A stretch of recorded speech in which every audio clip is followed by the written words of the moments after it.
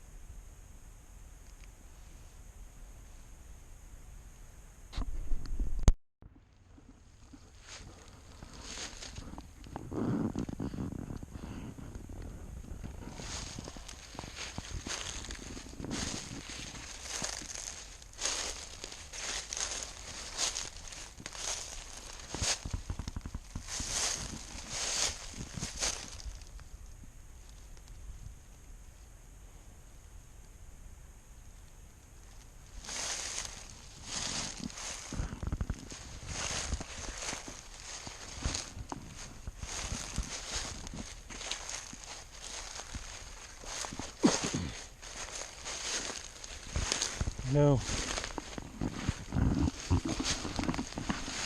I had mentioned on one of the other videos about a beech tree limb growing straight through an oak tree, sticking out the one side. It looked like a beech limb on an oak tree, but it wasn't. It was grown through it. And that was in this woods. This is a little bit of an odd woods here. This is the woods where my children, my wife, and I heard that clicking sound that was all through the woods. And coming closer, I told it was time to go anyway. Everybody to work their way toward the setting sun, because that's where the old pickup truck was. And that I was going to linger back. We had just seen that movie about a year before that, previous to that, about the predator, with that cloaked predator in the trees there and making that clicking noise, and it sounded just like that. So I sent them on to the truck, and I lingered back. And this is that woods. It's a strange woods. Now, I don't know if you know it or not, but if you can recognize it, but this is a beech limb right here. Can you see I got my hands on it? And it is coming out of this oak tree. I believe that's a white oak, I'm not sure. Now there's where it's coming out. And down there is the beech tree it's coming off of. Now this, believe it or not, is not the same beech tree that I saw growing in an oak tree. This is a totally different one. But this is the same woods. And that's how that happens.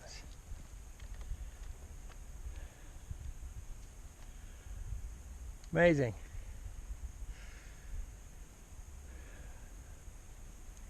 I was reading where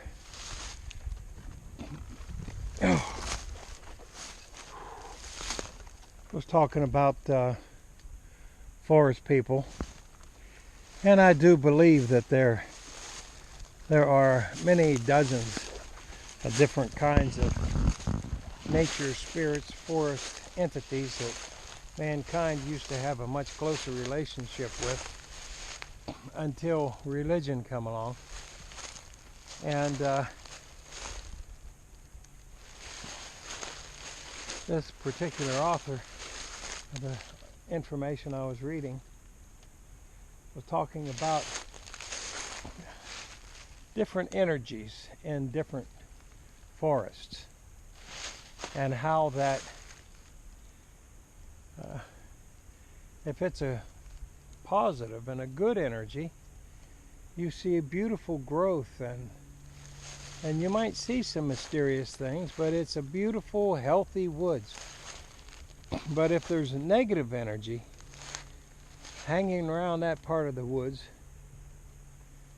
that the trees seem to be all gnarled, the branches are twisted and bent down. And you know, I've seen a tree on the way down here that my wife pointed out to me when we were still on the road, that it was a normal, healthy tree otherwise. However, all of the limbs on it looked like they were rainbowed over as they went away from the main trunk and arched their way down toward the ground like they were trying to touch the ground.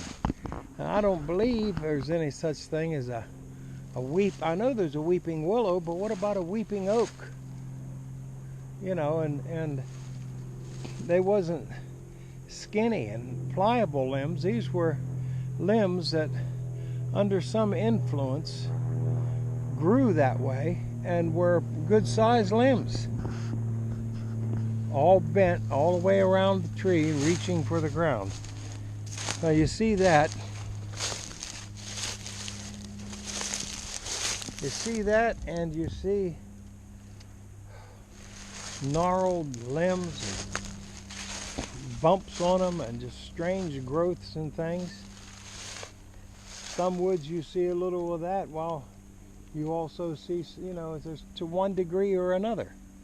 Now look how this, well, let me get around here.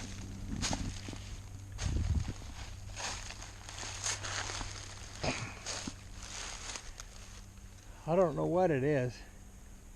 Looks like a birch grew down there with another birch winding its way around. As it comes up, together they make a support for a fallen tree that fell into the V as they passed each other. They look kind of gnarly. You know, the birch, you check that stuff out, a lot of that is chaga on there. Chaga is supposed to be good for you. Make a tea out of it and a whole bunch of other things. But yeah, this is a beautiful little woods. I love this place. And right here, it looks like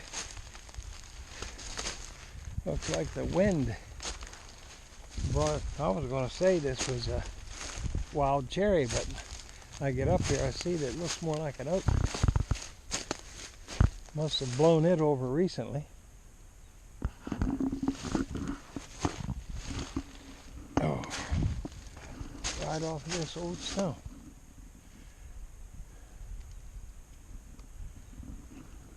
I want to text my wife here for a second.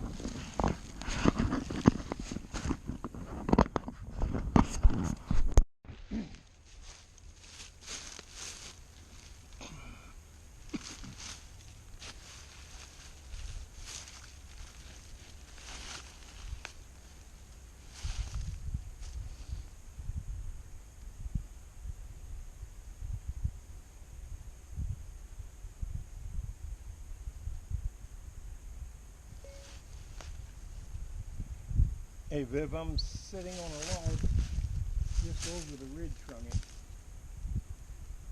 and it's so beautiful out here. Is everything all right back at the car?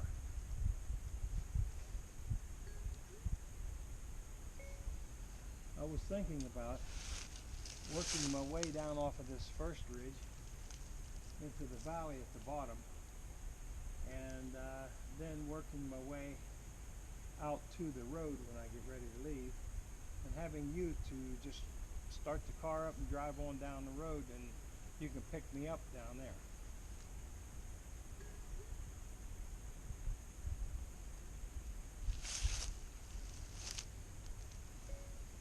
Does that sound doable?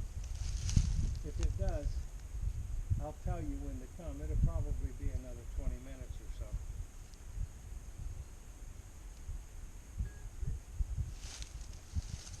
so. Alrighty.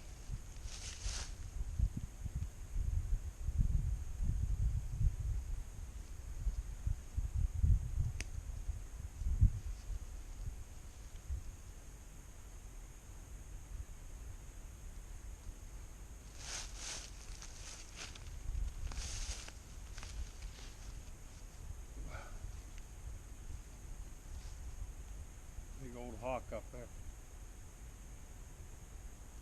Nope.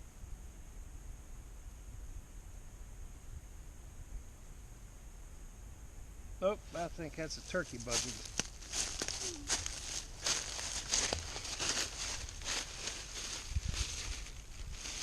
Couple of them.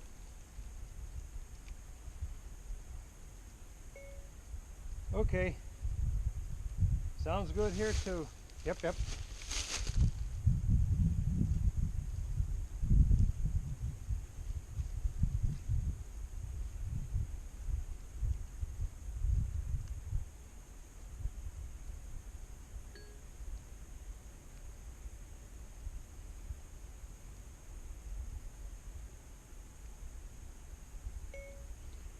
Yep.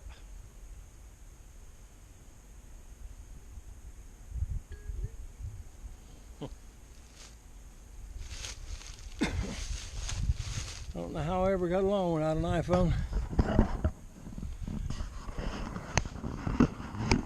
Oh, that was handy. Now I don't have to walk back.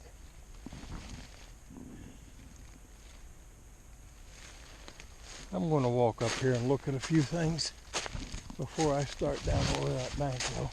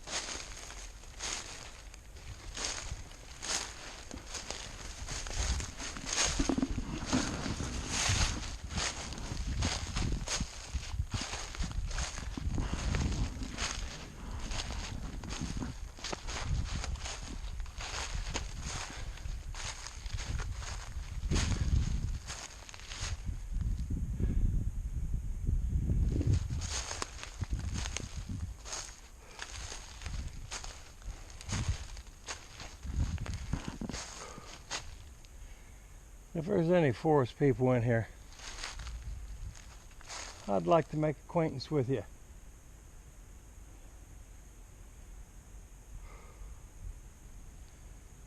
I ain't going to bother anybody. No guns. None of that stuff.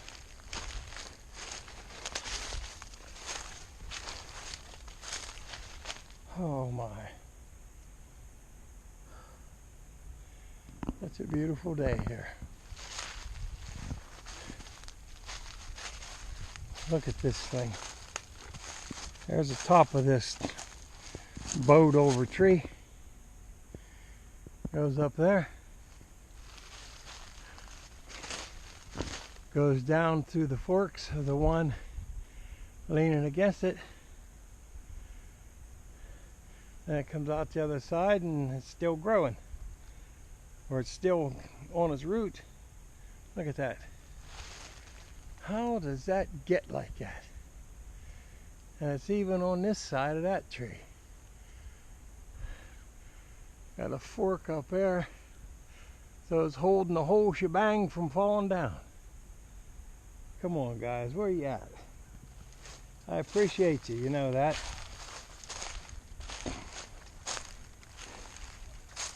How about you big guys? Because I believe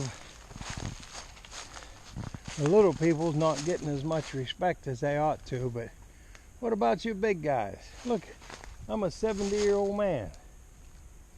Come on out here, you 10-foot giant, and talk. Come on.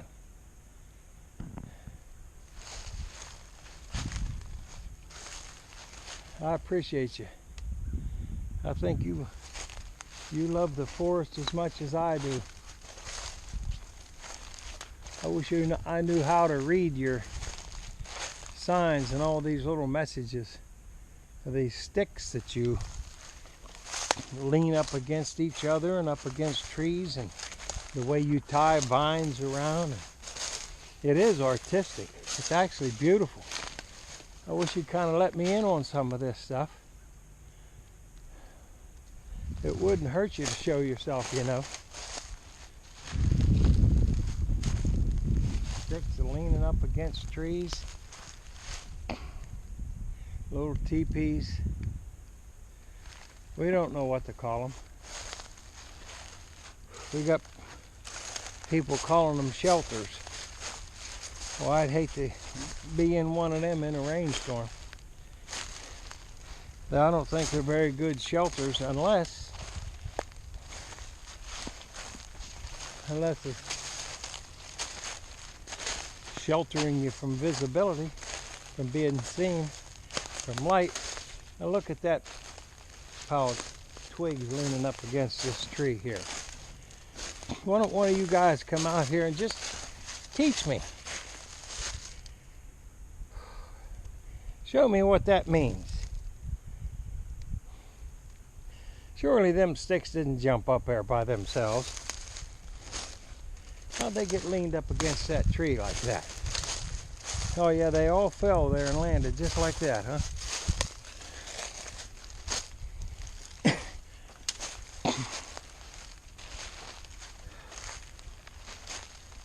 I got more respect for you guys, I believe, than you have for me. And I don't blame you, considering what mankind has done to the forest. I'd be the first to apologize for such a thing. And this is Penn's Woods. Virgin timber all across the United States has been raped and ruined by mankind. Just have the wrong values, that's all. We don't know that the best things in life really are free. Look at that. Why don't you tell me what that means? I know somebody here did it. Will you get a good look at me? Because if you don't feel like doing it now, I'll be back. It looks like you guys are a little active in this place. This is a strange and wonderful place, I have to admit that. I love these woods. We call this Woods Run. Down the road there a ways, if you can see that, the road that runs down through the hollow. On the right hand side, down there about, maybe a mile and a half, 2 miles, I brought my children out and my wife, and we watched the trees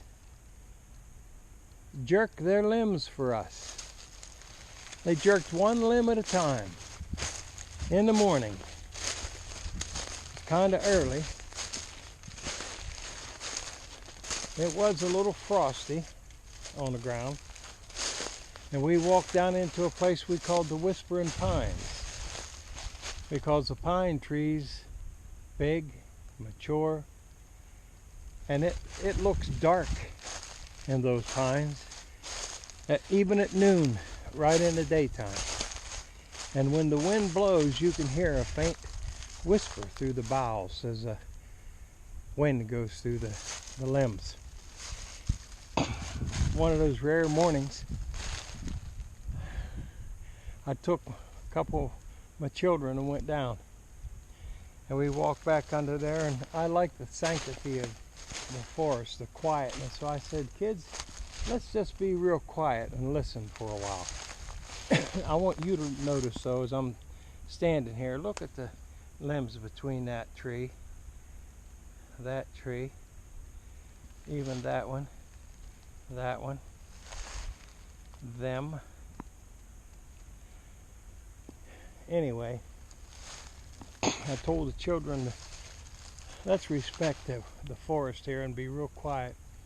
And as I was looking, the sun was coming up over the hill behind us, shining onto the lower branches of these huge pines. I believe they were white pine. And I thought I was seeing things, when one of the limbs, I'd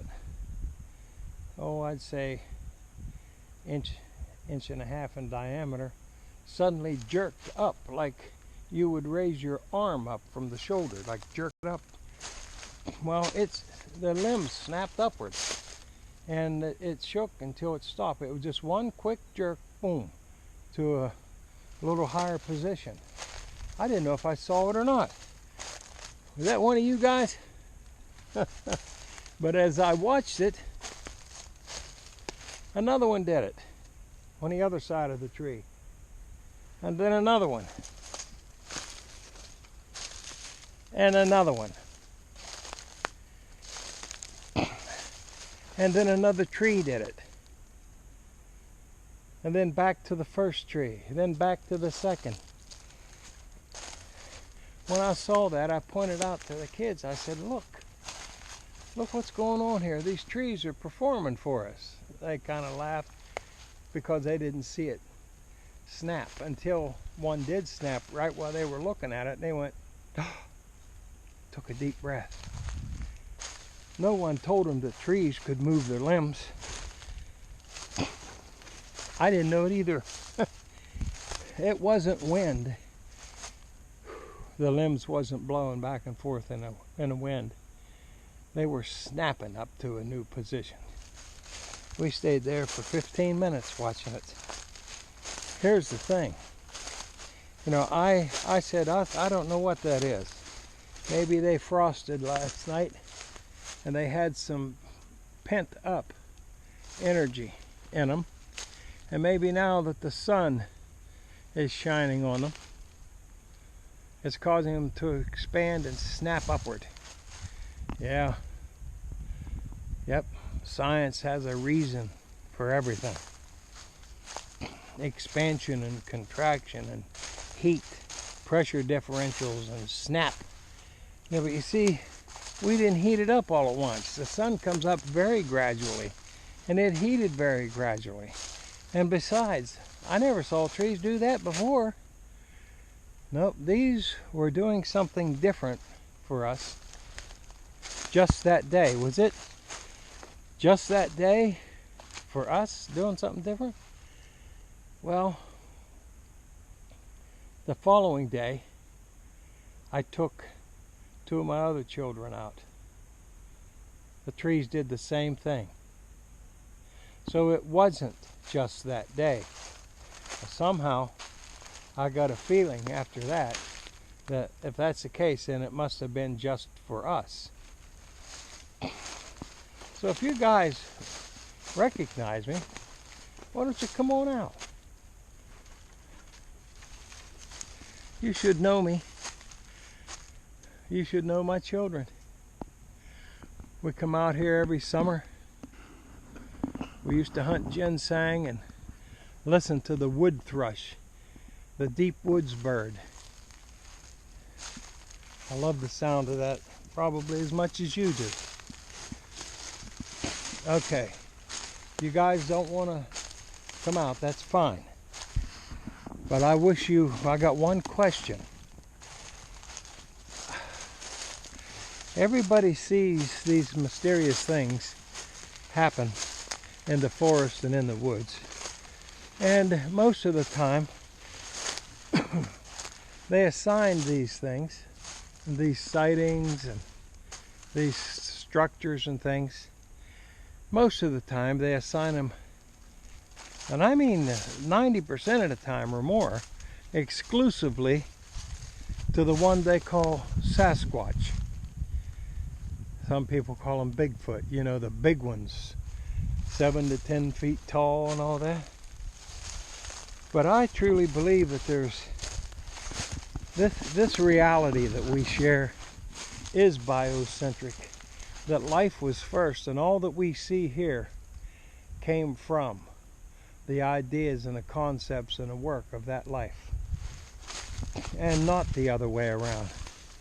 And I believe that the evolution of such things, the fact that things do mutate and they evolve, is a system, a program put into play by an intelligent, great designer. And that the religious institutions of man has raped that concept away from man, so that nobody wants to hear anything about God nowadays because of the shows that man puts on. The televangelists and things is actually nauseating. Therefore, a lot of people are missing a lot of truth because they stereotypically look the other way. They stereotypically think about these religious organizations of man anytime the word Bible is brought up. But I think, you know, the Bible does tell us that spirit is life. When the body dies, the spirit leaves. Now, this dimension that we live in here,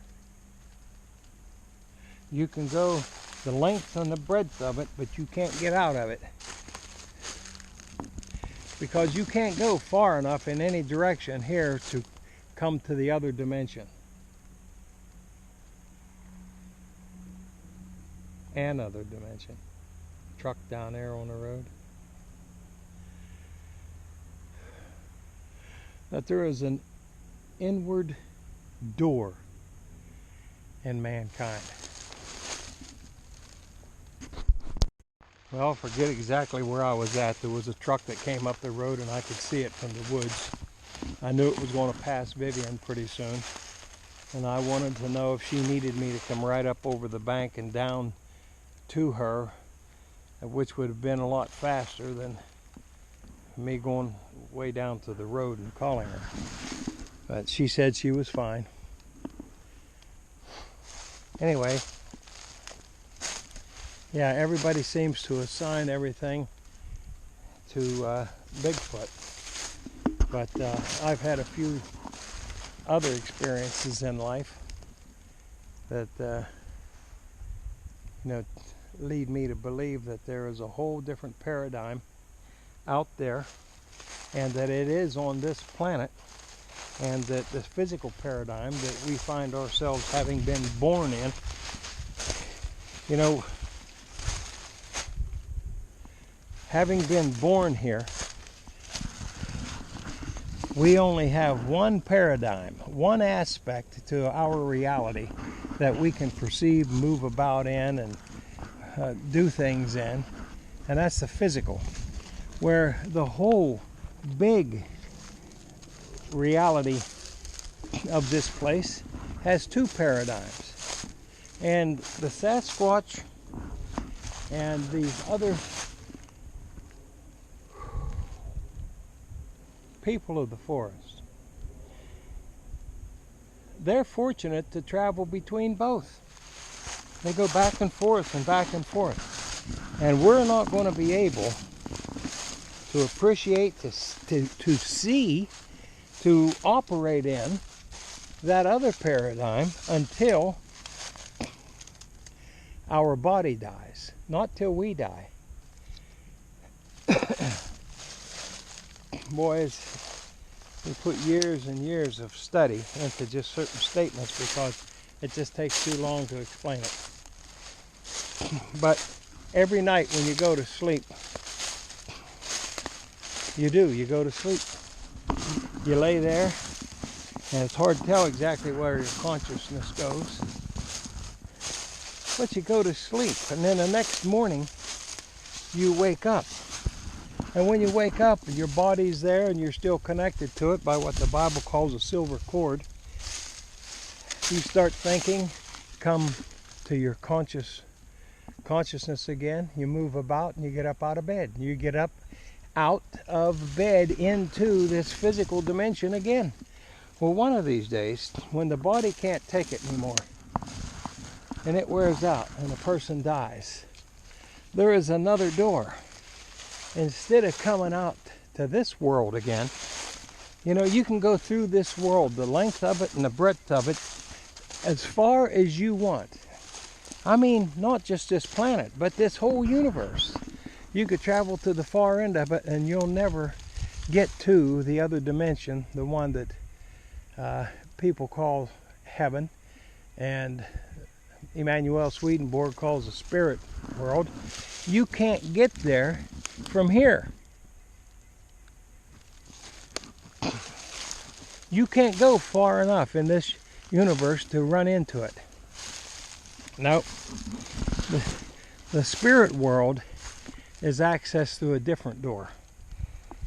I know that Jesus Christ said that the kingdom of God is within you, and a lot of people say that should be translated, the kingdom of God is among you, in that he was referring to himself. But it also is true that the kingdom of God is within you.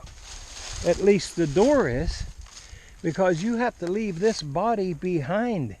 Your spirit has to leave another way. It can't come back out here again like you do every day when you wake up.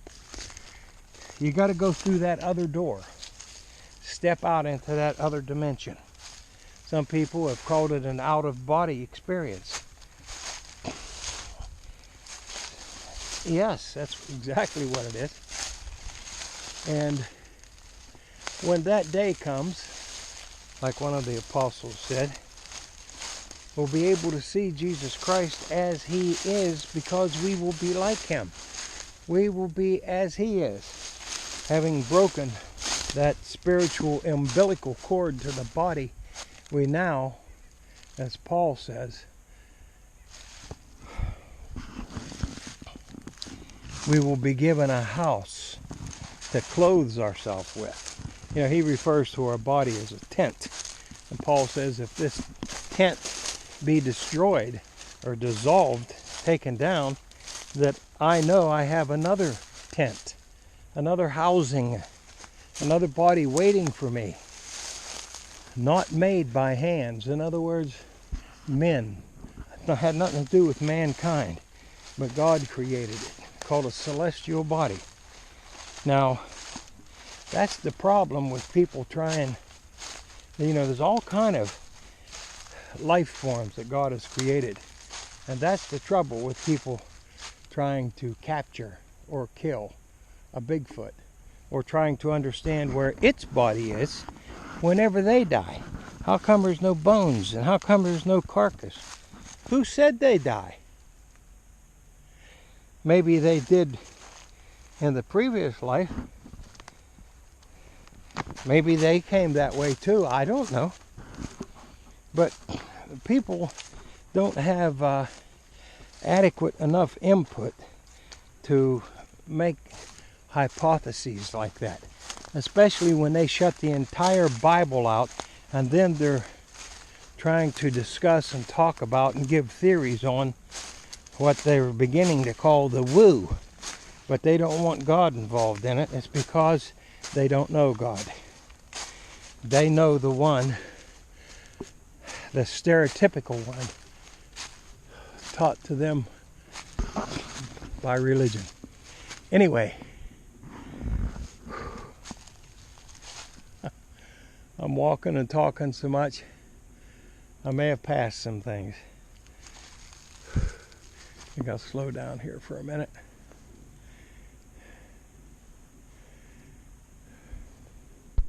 Well, I almost missed that. Look at that, how them sticks are all stuck up in there.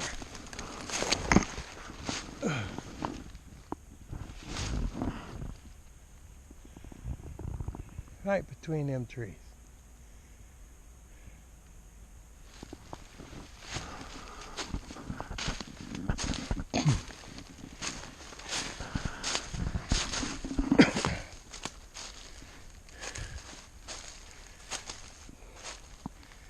My goal is not to preach to anybody. That's not what I'm here for. Oh.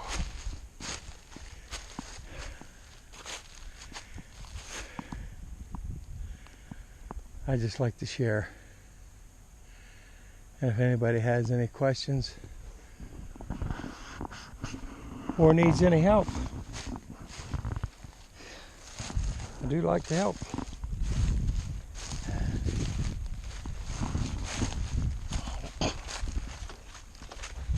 A lot of the biblical-based information is on the Observations website. It's a blog that I put up there about 8 years ago or so.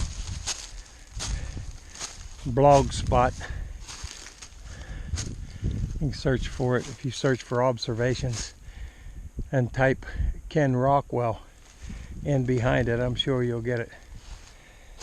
I've been putting up some videos lately of me walking out in the woods, seeing if I can find some sign of the forest people. What I originally had up there was some Bible-oriented things. There is a link on the Observations website that'll take you to my YouTube channel. Drop by.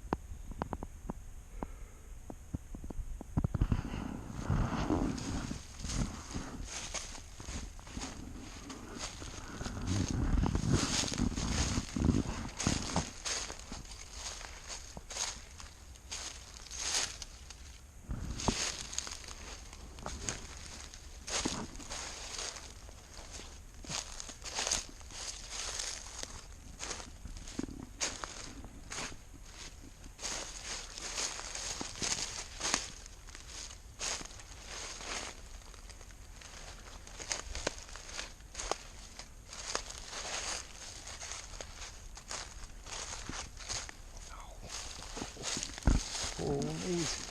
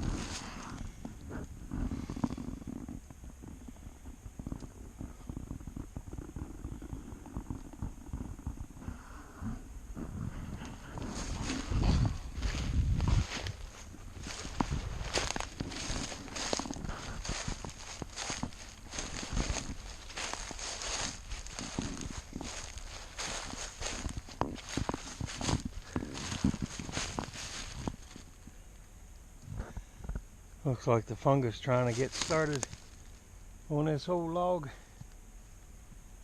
again this year.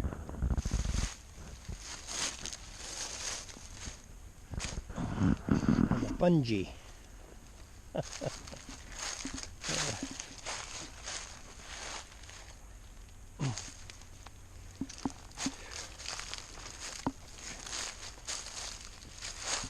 Some of this stuff Looks too thick to get through anymore. Ouch. Gotta walk right under that bow to get out of here. That's appropriate. And look at that bow. That one is really an acute arc. And tied down there. Huh. Yep.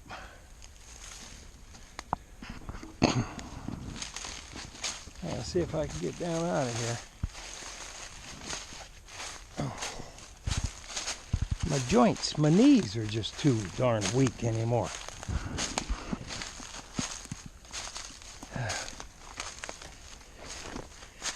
You'd never believe it. Oh, I came out top, #1 in a PT score for my whole company when I was in the Army.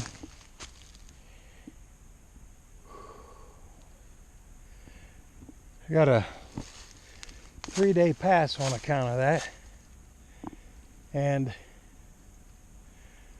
was able to go to the head of the chow line every time in front of everybody, but I couldn't do that. Look at that thing. Yeah, physically years ago I was in real good shape. Look at me now. These old knees giving out on me. It could be because I gained 60 or 80 pounds. I'll bet you that's what it is. I used to be 6 foot tall, 190 pounds. Now I think I'm about probably about 5'11" and about 245. There's not enough time left in life to do everything you want. But I hope I do get this one last thing done, and that is getting out of these woods. Well, that's where I came out of. The bushes right behind the Chevron sign. Ever since they started drilling the Marcellus Shale for oil and gas, this place went crazy. Come out here to all my big old woods and started taking bulldozers right through the middle of them. Man, I'm telling you, these old roads used to be dirt roads. They wasn't very long after that we started passing triaxle tankers on these old dirt roads. The roads got so bad that these people come out, fixed them up, and paved them, which I don't like.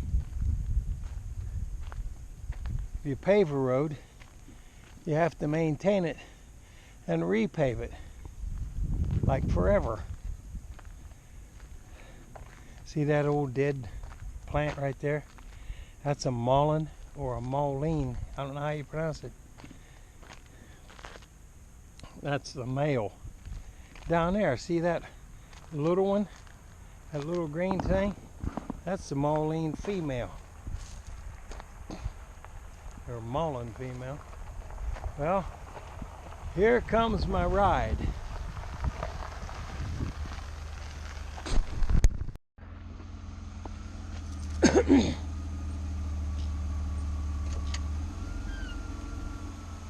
Hey.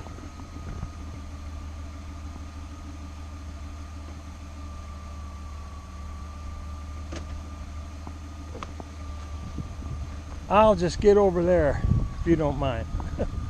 Okay? You take us on home? What's wrong? Okay.